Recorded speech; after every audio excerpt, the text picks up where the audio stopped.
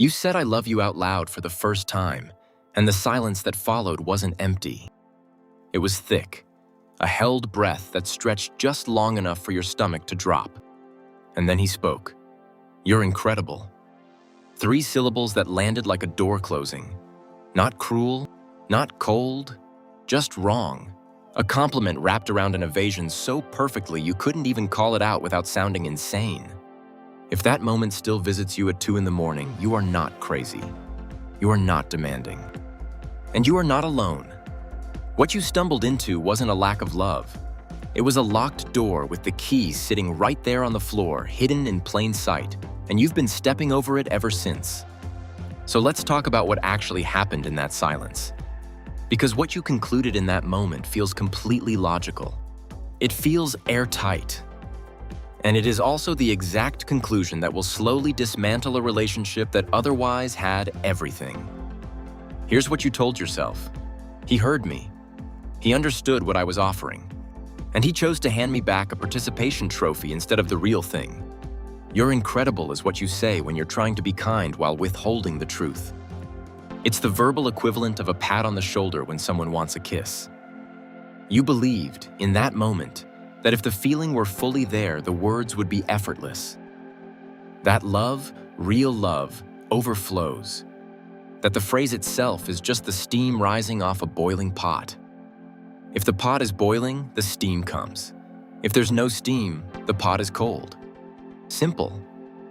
And that conclusion did something to you. It didn't just hurt. It recalibrated your whole sense of safety. You pulled back. Maybe not dramatically. Maybe you just got a little quieter the next day. A little less generous with your own affection.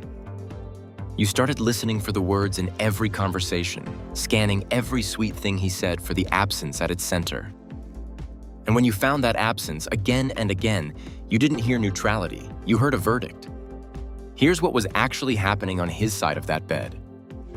When you said I love you, his brain did not process a tender confession. It processed a contract, a permanent, unbreakable, witnessed contract. And for a certain kind of man, a man who takes his own word as an ironclad vow, saying I love you is not an expression of a feeling. It is a promise. A promise to never hurt you, to never fail you, to never wake up confused or distant or broken in a way that bleeds onto you. And he knows with absolute certainty that he cannot keep that promise. Not because he doesn't want to, because he's human. So his brain, in a fraction of a second, does something ruthless. It locks the words behind a semantic deadbolt, and it offers him a substitute, something he can promise. You're incredible is safe. I'd do anything for you is safe. Look what I built for us is safe. These are statements of fact, observable, provable, defensible in court. But I love you. That one is a blank check signed in blood, and he is not a man who writes checks he cannot cash. This is the first thing you need to understand, and it changes everything. The silence wasn't proof that he doesn't feel it. The silence was proof that he feels it so heavily, so gravely, that it has become a legal proceeding in his mind rather than a romantic one. You wanted a song. He heard a sworn affidavit. Now, where does a man learn to treat 3 small words like a trapdoor under his feet? You have to look at the template. Most men of this type grew up with a father who loved them.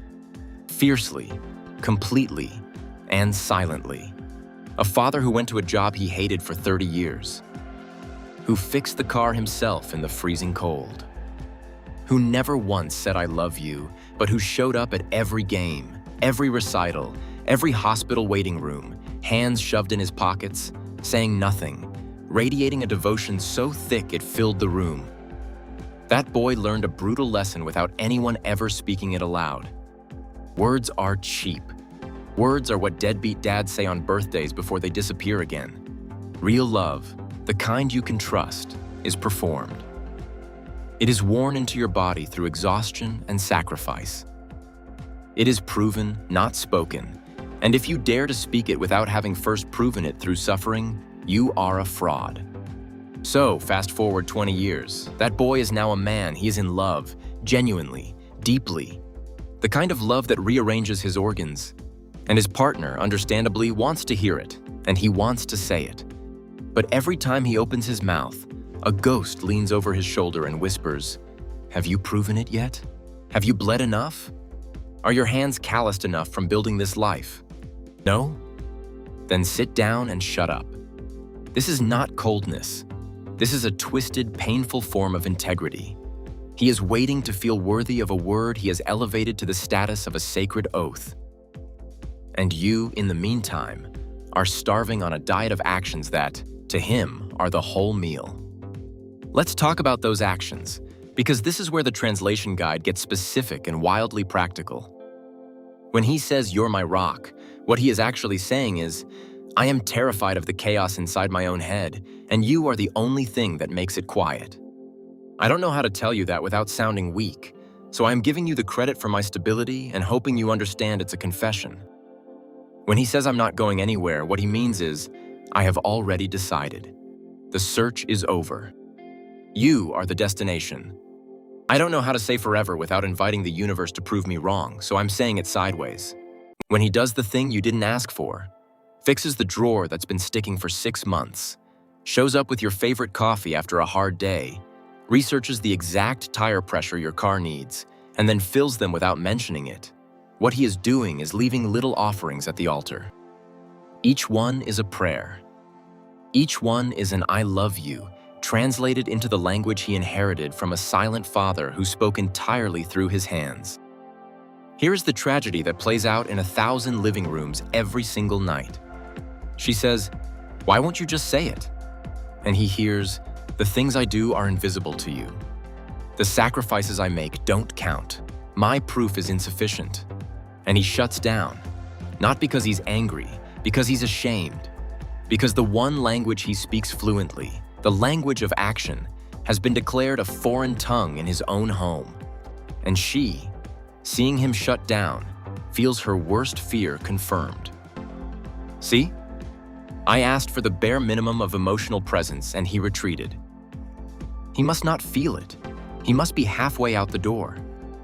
And so she pulls back further, and he feels the distance, and he thinks, this is exactly why I don't say it. The moment I expose myself, she'll leave.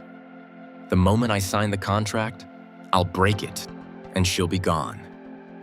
2 people, both terrified, both completely certain of their own logic, both slowly destroying the thing they are trying to protect. And neither of them wrong, exactly. Just fluent in 2 different languages, refusing to hire a translator. The turning point, the thing that finally cracks this open, is understanding one simple, shattering truth. His inability to say the words is not a withholding, it is a symptom. A symptom of taking you so seriously that the idea of failing you feels like a death sentence. He is not standing at the edge of the relationship looking for an exit. He is standing in the middle of it, frozen, holding a diamond he is terrified he will drop. There is a famous concept in philosophy from a thinker named J.L. Austin, something called a performative utterance. It's the idea that certain words don't describe reality, they change it. I do in a wedding. I promise, I swear. These aren't reports, they're actions. They create new obligations the moment they leave your mouth. For this man, I love you is in that category. It's not a feeling word, it's a world-building word. And he has spent his whole life being taught that a man's word, once spoken, is his bond, his blood, his unbreakable law. No wonder he can't say it casually. No wonder it terrifies him. He is not withholding love. He is waiting until he is perfect enough, safe enough to speak a vow he would rather die than break. And that is the reframe, the one that lets you breathe again. You are not begging a cold man to warm up. You are watching a deeply serious man struggle under the weight of his own impossible standards. The words aren't missing because you aren't enough. They're missing because he has made you into something sacred, and he doesn't believe sacred things should be handled with casual language. So where does that leave you? Not with a prescription, not with a 10-step communication plan, just with a question only you can answer. Knowing what you now know, knowing that the silence is not emptiness but a pressure so intense it steals his voice, what do you want to do with that information? That's not for me to decide, but I can tell you this. Some of the most profound love stories in the world have been written entirely in silence, in actions, in small daily proofs left on the doorstep of a shared life. The question is whether that is a language you are willing to become fluent in. If this landed, if you felt something click into place, leave a comment below. Tell me about the most powerful nonverbal "I love you" you've ever received. The action that spoke so loudly you didn't need the words. Let's build a public translation guide right there in the thread, a record of all the ways love speaks without ever opening its mouth. And if someone you know is living inside this exact standoff right now, send this to them. Sometimes the only thing more terrifying than silence is finally understanding what it was trying to say.